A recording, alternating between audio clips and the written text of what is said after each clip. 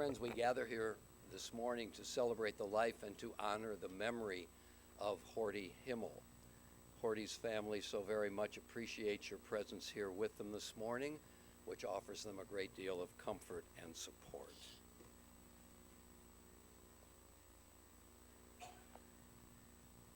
Mismo la David, Adonai roi lo echsar. Binote sheyar bitzeni al memenuchot yanachaleni. Nafshi shoveh, yanacheni v'magle tzedek lema'an shemo. Gam ki helech v'gitz al mavet, lo yirarai ki atai madi. Shiftecha umishantacha hema yanachamuni. Ta'aruch lefanai shulchan neged tzorirai. Dishanta v'shemen roshi kusi rivaya. Ach tov chesed yirdifuni koyam echayai b'shaviti b'veit Adonai le'orech yamin.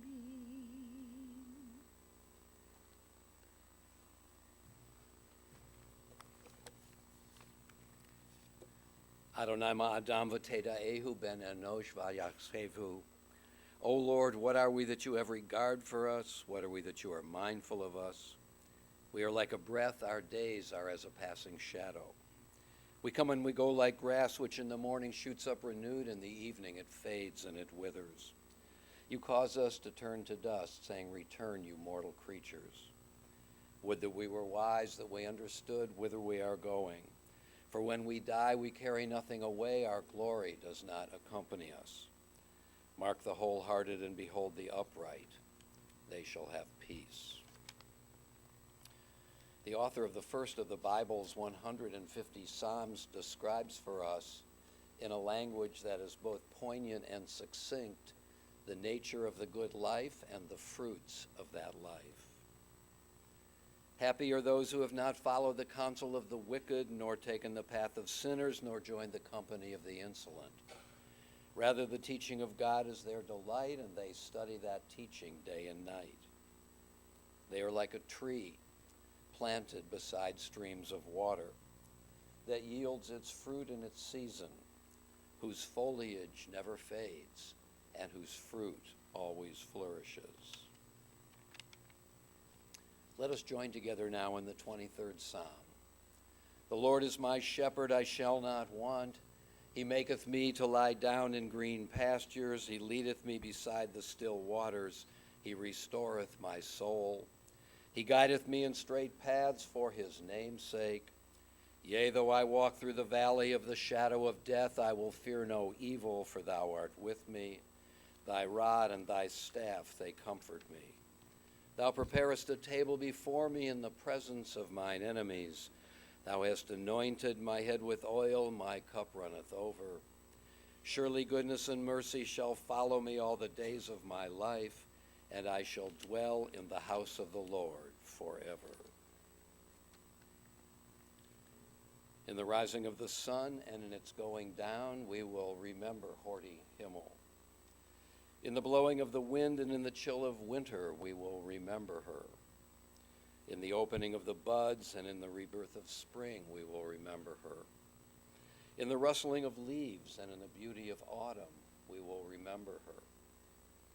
In the beginning of the year and when it ends, we will remember her.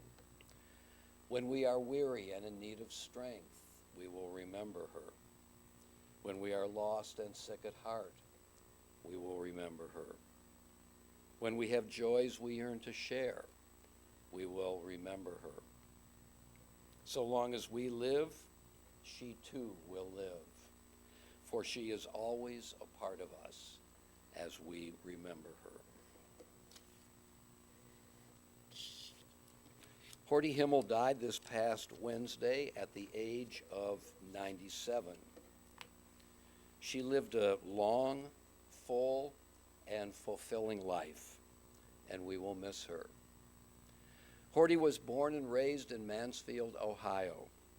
After graduating from Mansfield High School, she matriculated at the Ohio State University.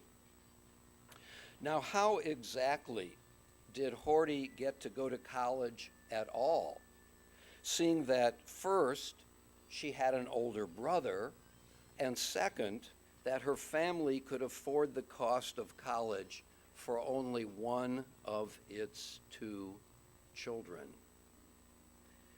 The answer is that her older brother, Alvin, who was an extremely bright person, was eminently qualified to win a commission and free tuition to West Point. And so Horty was able to fulfill her dream and take advantage of her opportunity to attend college. At OSU, Horty earned her degree in a field that drew few women at that time, business. And the day after her graduation, she married Leonard Himmel, thus beginning a union that ended only with Leonard's death 61 years later.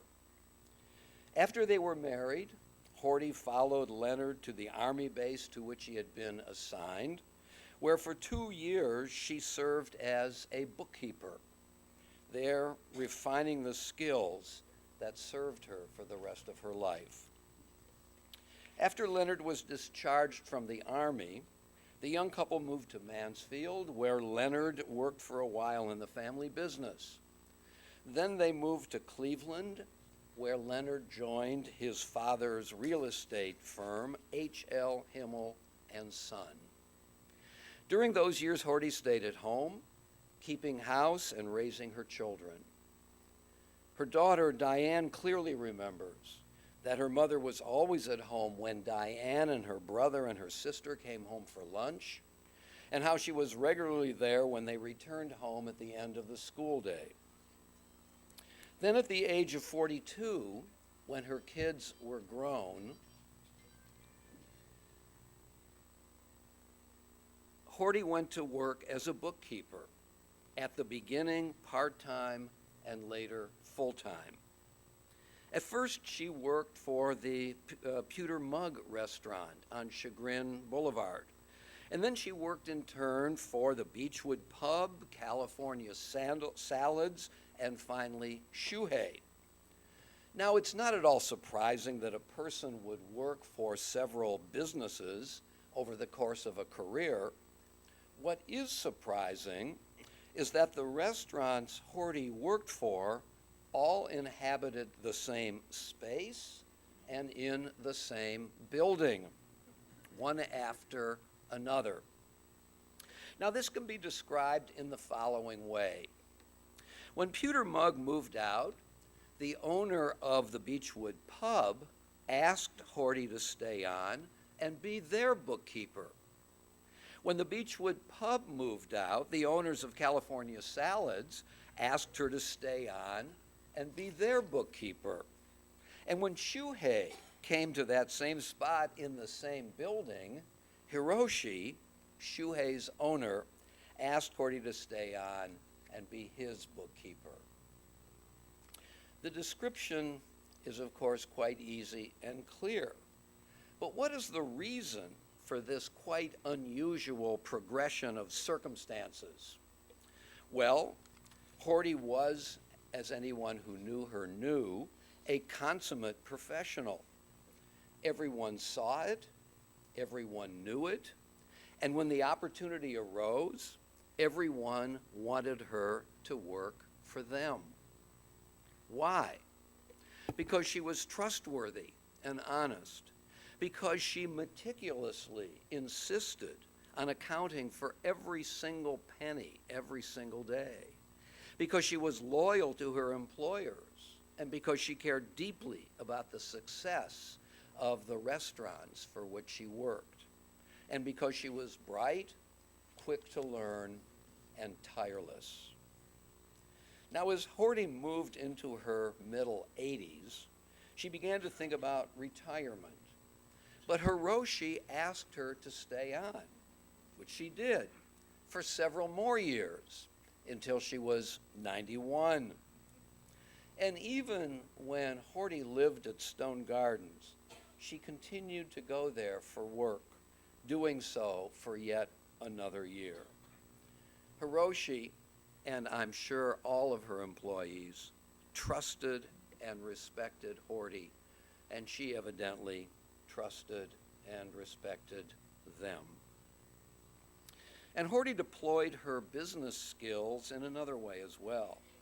When one of her grandchildren, Brian, entered local politics and ran for the Beechwood City Council, he asked his grandmother to be the treasurer for his first and his subsequent campaigns. When Diane asked her son why he chose his grandmother, Brian simply replied, "Who else can I trust the way I trust her?"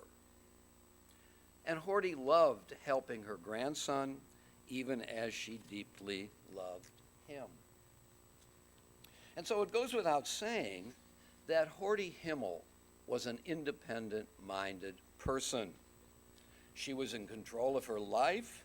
She pursued her goals with clear-eyed intensity, and she created for herself a life of accomplishment and satisfaction.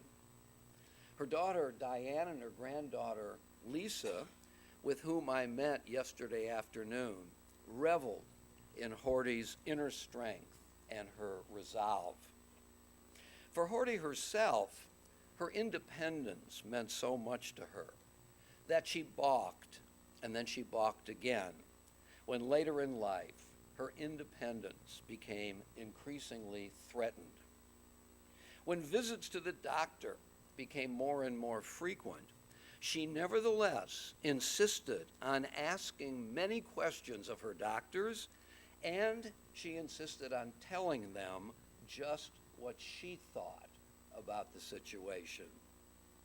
When physical aids like a cane or a wheelchair began to loom, Horty balked again and again.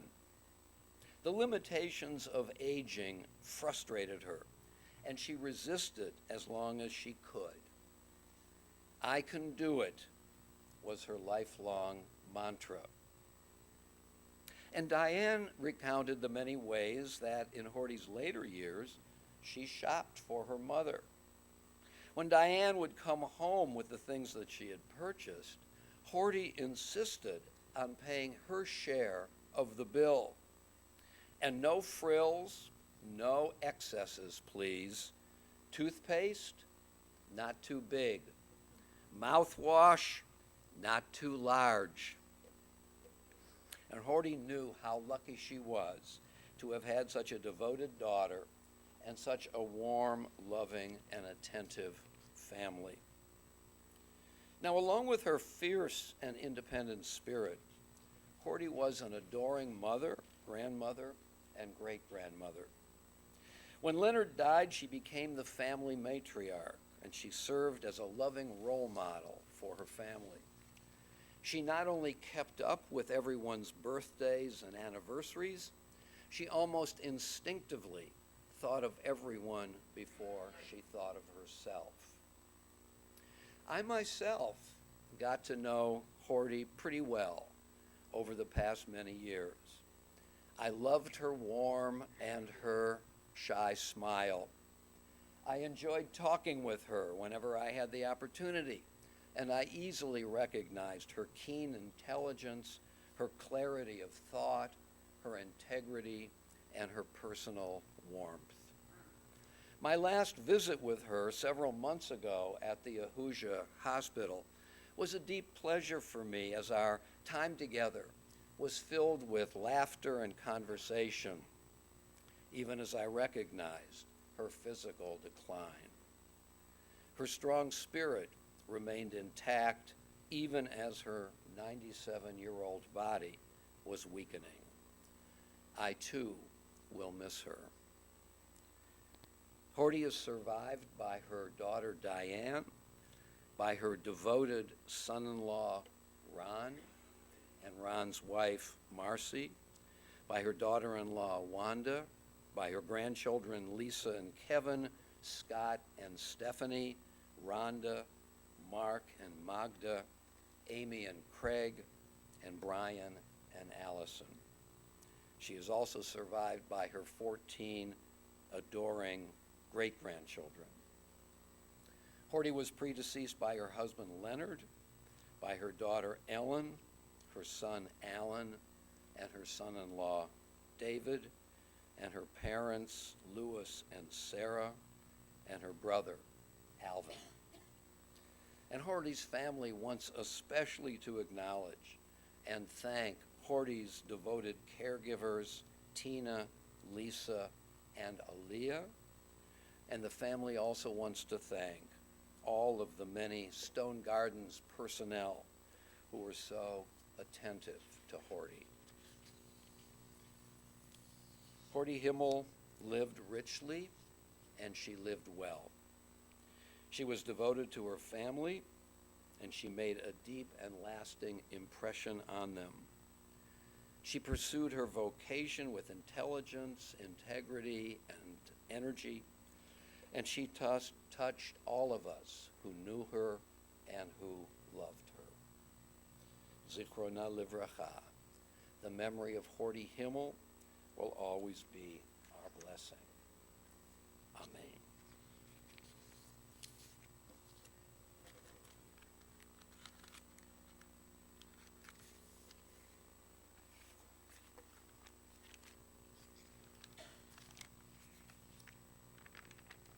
O God of life, amid the ceaseless tides of change which sweep away the generations, your love remains to comfort us and to give us hope.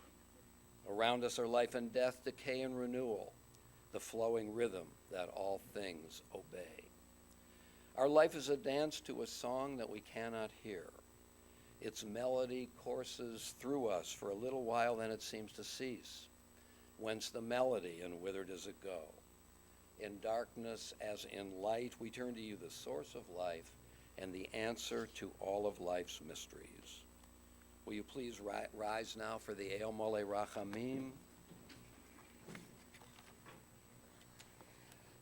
Elorei male rachamim, shochen bamramim, amsei menucha nechona, tachat kanfech hashchina, b'malot kedoshim utorim, כזוהר הרקיע מזהירים את נשמת יקירנו שהלכה לעולמה בגן עדן תחיה מנוחתה.